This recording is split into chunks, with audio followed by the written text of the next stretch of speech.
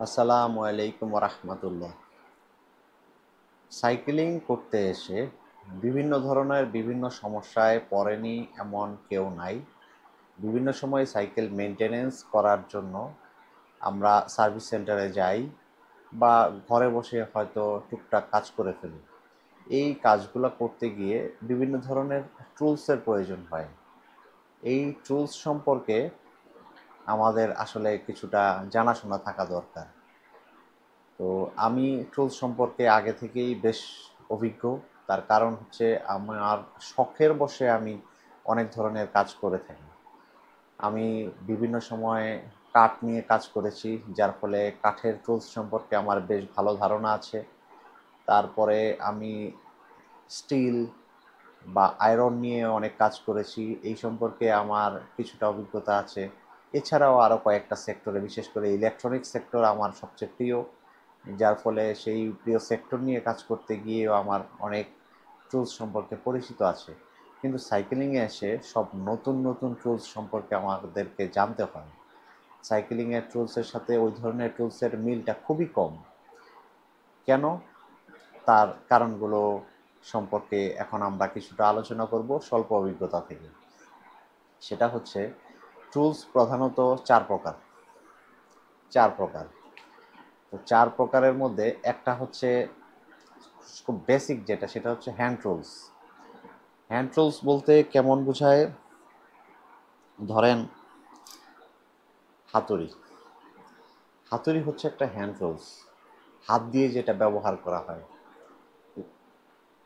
এই hand tools সম্পর্কে একটু বিস্তারিত বলি। সেটা হলো, হ্যান্ড টুলস এমন একটা টুলস যে টুলসে আসলে শক্তি প্রয়োগ করা লাগে বেশি, কিন্তু এটা সাইকেলিংয়ে এটার ব্যবহার সবচেয়ে বেশি। তার কারণ হচ্ছে সাইকেলিং হচ্ছে এমন একটা যানবাহন, যে যানবাহনে এই শারীরিক পরিশ্রম করে চালানো লাগে।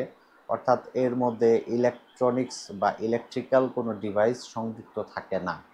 কিন্তু মডার্ন সাইকেলিংয়ে একটার পর একটা যুক্ত হচ্ছে, সেটা আপনারা জানেন, আমি ওটা নিয়ে আলোচনা না করি।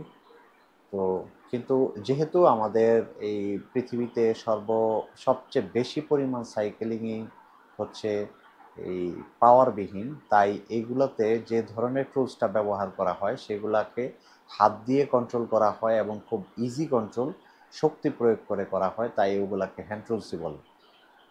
এই ধরনের টুলসগুলো সবগুলোই হ্যান্ড টুলস। দ্বিতীয় যে ক্যাটাগরি, সে ক্যাটাগরিটা হচ্ছে মেজারমেন্ট টুলস।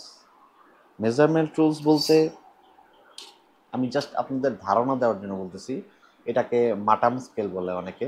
এটা দিয়ে মাটাম করা হয়। এটা 90 ডিগ্রি অ্যাঙ্গেলের একটা মাটাম স্কেল, এবং এটা ইঞ্চি এবং সেন্টিমিটার থাকে। এটা সম্পর্কে পরিচিত হওয়ার দরকার নাই। এই যে এটা এটা একটা স্টিল টেপ বলে এটাকে, স্টিলের একটা টেপ। এরকম কাপড়ের টেপ হয়, এছাড়াও বিভিন্ন ধরনের টেপ হয়। অর্থাৎ সোজা কথা, যা দিয়ে মেজারমেন্ট করা যায়। মেজারমেন্ট করার অনেক ধরনের টুলস আছে, স্লাইড ক্যালিপার্স আছে, স্ক্রু গজ আছে, আরও অনেক কিছু। এক একটা সেক্টরে এক এক ধরনের মেজারমেন্ট করা হয়। অর্থাৎ মাপামাপির যে কাজগুলো করা হয় সেগুলোকে বলা হয় মেজারমেন্ট টুলস। আর আরেকটা হচ্ছে ৩ নাম্বার, যেটা সেটা হচ্ছে কাটাকাটি। বিভিন্ন রকমের কাটাকাটির কাজ করা হয়। এটা হচ্ছে কেচি, কাপড় কাটা থেকে শুরু করে যা কিছু কাটা হয়। এটা হচ্ছে একটা এন্টি কাটার, যেটা স্টেশনারি দোকানে পাওয়া যায়। এটা দিয়ে আমরা এই খুব ধারালো কোনো কিছু যখন প্রয়োজন পড়ে তখন এটা ব্যবহার করতে পারি। এটা হচ্ছে একটা কাটিং প্লাস। এটা হ্যান্ড টুলসের মধ্যেও পড়ে, আবার কাটাকাটিতেও পড়ে। অ্যাকচুয়ালি আসলে এটা কাটাকাটির একটা মেশিন। তো এই ধরনের যে জিনিসগুলা দিয়ে আমরা কাটাকাটির কাজ করতে পারি সেগুলো হচ্ছে কাটিং টুলস। আর আরেকটা হচ্ছে পাওয়ার টুলস। এক্সাম্পল স্বরূপ দেখাচ্ছি, এটা একটা ড্রিল মেশিন।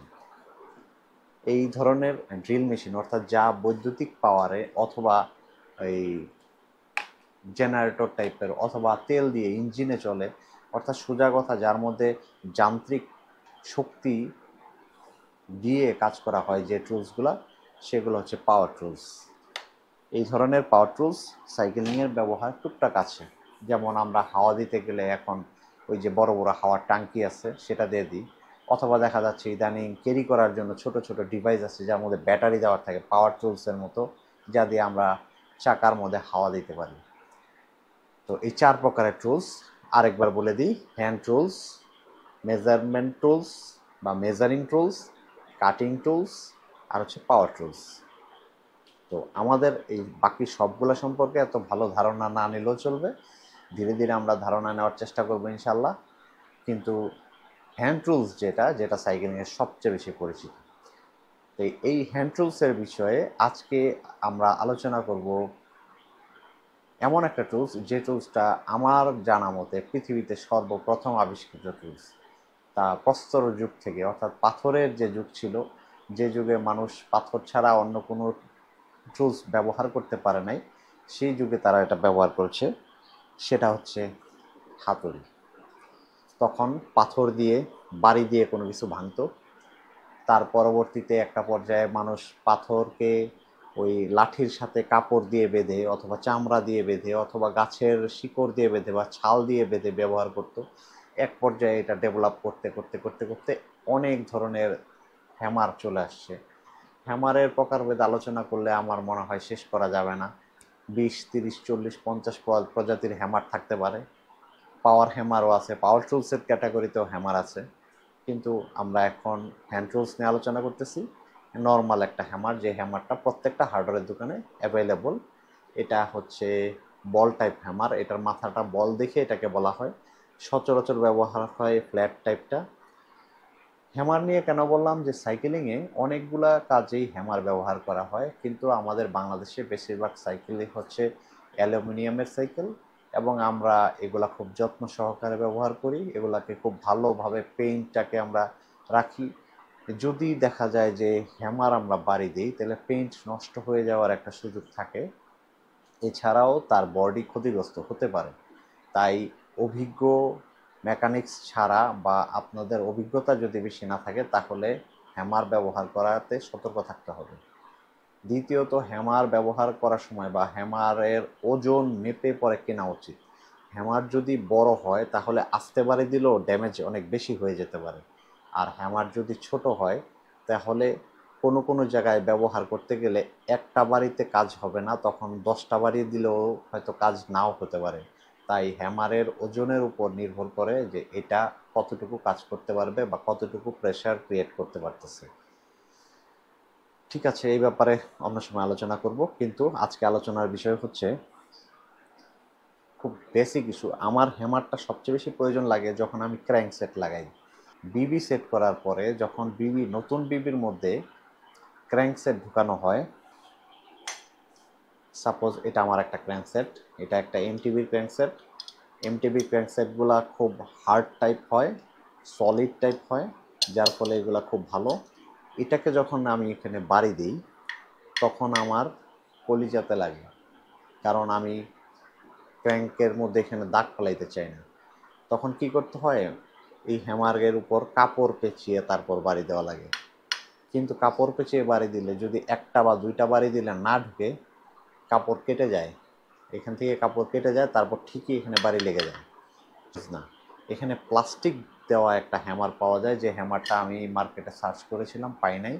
তার পরবর্তীতে আমি আরেকটা হ্যামার কিনেছি, যে হ্যামারটা আমার কাছে মনে হচ্ছে খুব বেশি কার্যকর। এই যে একটা হ্যামার, এই হ্যামারটা কোনো কোনো সময় টাইলস মিস্ত্রিরা টাইলসের কাজে ব্যবহার করে।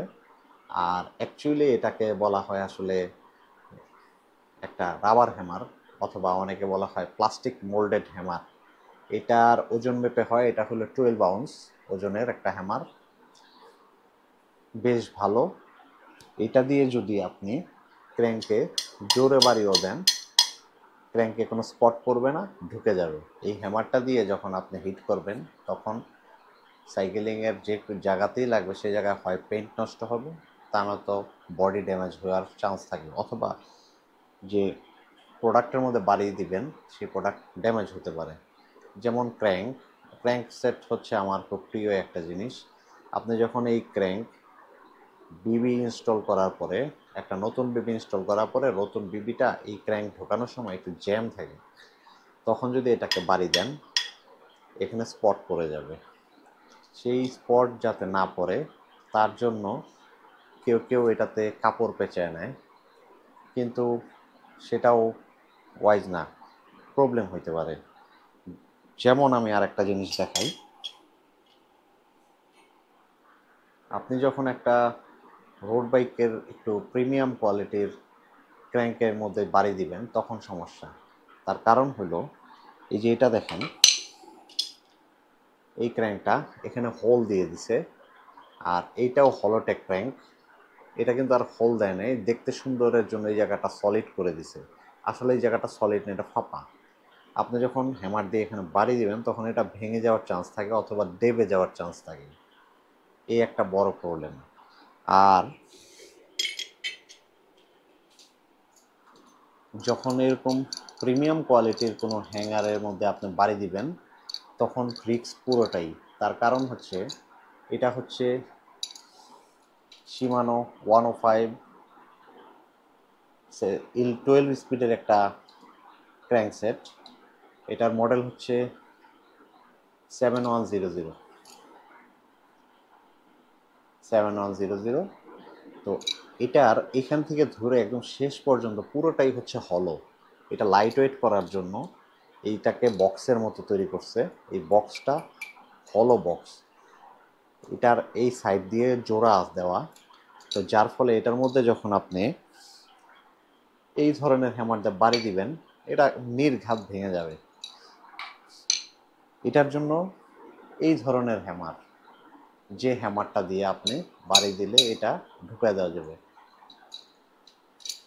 তাই সাইক্লিংয়ে এই হ্যামারের প্রয়োজন অনেক বেশি। আপনি যখন প্রেসফিট বিবি ঢুকাতে যাবেন, যদি আপনার কাছে প্রেসার দিয়ে ঢুকানোর টুলস না থাকে, কোনো কারণে ধরেন আপনি চিন্তা করলেন যে আমি বাড়ি দিয়ে প্রেসফিট বিবি ঢুকিয়ে দিব, আর আপনার ফ্রেম যদি অ্যালুমিনিয়াম ফ্রেম হয়, কার্বন ফ্রেম না হয়, তাহলে আপনি সেই সুযোগটা নিতেই পারেন। তখন এই ধরনের হ্যামার ছাড়া বিবির মধ্যে বাড়ি দেওয়াটা ঠিক হবে না।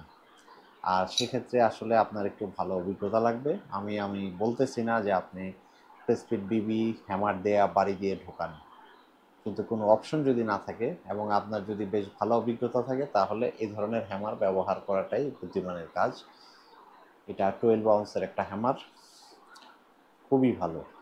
এটা চারিদিকেই রাবারের একটা আবরণ দেওয়া, এবং এই রাবারটা খুব বেশি সফট না, খুব বেশি হার্ড না। এটা কখনোই প্রোডাক্টের ড্যামেজ করবে না।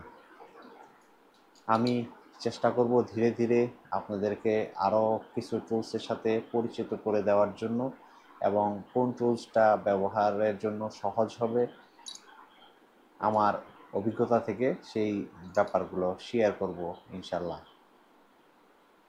আশা করি এই আলোচনাটা আপনাদের কারো না কারো উপকারে আসবে।